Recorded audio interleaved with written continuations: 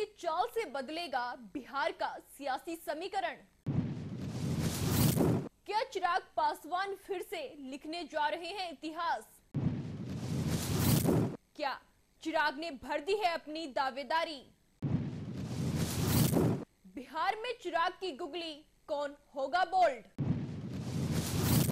क्या फिर से सत्ता की चाबी की तलाश में है पासवान परिवार? नमस्कार, मैं हूं यूभी चौधरी और आप देख रहे हैं दिव्या दिल्ली न्यूज।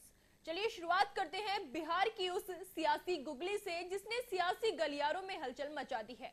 बिहार की राजनीति में अब चुनावी रंग पूरी तरह चढ़ चुका है और चर्चा केंद्र में है लोक जनशक्ति पार्टी के प्रमुख और केंद्रीय मंत्री चिराग पासवान। पहले पार्टी ने 30 विधानसभा सीटों की दावेदारी की और अब खुद चिराग ने संकेत दे दिए हैं कि वो बिहार विधानसभा चुनाव लड़ सकते हैं। सवाल उठ रहा है, क्या चिराग पासवान अब सिर्फ एक सांसद और मंत्री नहीं बल्कि मुख्यमंत्री की दौड़ में हैं?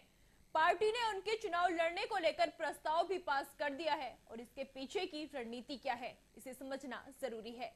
क्या चिराग पासवान बिहार में पकड़ मजबूत कर केंद्र में अपनी सियासी हैसियत और रुचि करना चाहते हैं, या फिर वो 2 दशक पहले अपने पिता रामविलास पासवान की तरह सत्ता की चाबी ढूंढने निकले हैं? दरअसल लोक जनशक्ति पार्टी के राष्ट्रीय अध्यक्ष और केंद्रीय मंत्री चिराग पासवान ने इशारा कर दिया है कि वो अब खुद बिहार विधानसभा चुनाव लड़ सकते हैं।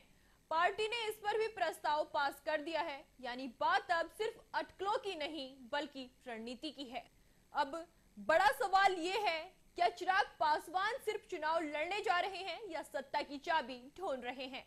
और अगर ऐसा है तो क्या वो 20 साल पहले अपने पिता रामविलास पासवान की रणनीति दोहराने जा रहे हैं? दरअसल 2005 में रामविलास पासवान ने यूपीए में रहते हुए भी बिहार में अकेले चुनाव लड़ा था और 29 सीटें जीतकर किंग मेकर बन गए थे।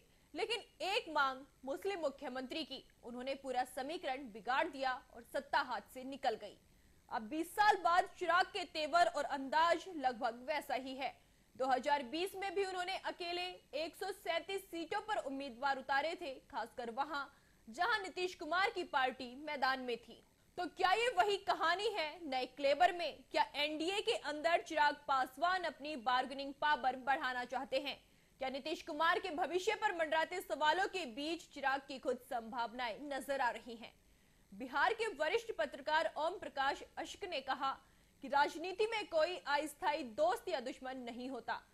चिराग की रणनीति कुछ सीटें जीतकर अपनी बार्गेनिंग पावर बढ़ाने की हो सकती है, खासकर ऐसे माहौल में जब नीतीश कुमार के भविष्य को लेकर अनिश्चितता की स्थिति हो। चिराग भी भविष्य के सीएम दावेदार में गिने जाते हैं। बिहार फर्स्ट, बिहारी फर्स्ट जैसे कैंपन से अपनी मौजूदगी बनाए रखते हैं। अब बिहार की सियासी पिच खाली नहीं छोड़ना चाहते।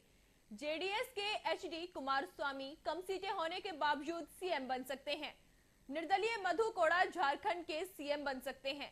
नीतीश कुमार तीसरे नंबर की पार्टी का नेता होने के बावजूद 5 साल सरकार चला सकते हैं। तो सियासत में कुछ भी हो सकता है। चिराग को भी नीतीश के भविष्य पर संशय में अपने लिए उम्मीदवार नजर आ रहा है।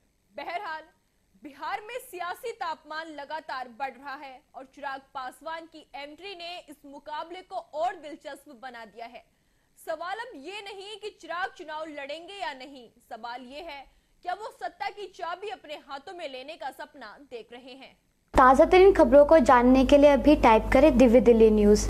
नीचे दिए गए सब्सक्राइब बटन को दबाएं और नोटिफिकेशन के लिए दिए गए बेल आइकन को क्लिक करें। हमारे वीडियोस को लाइक, शेयर और कमेंट करना ना भूलें।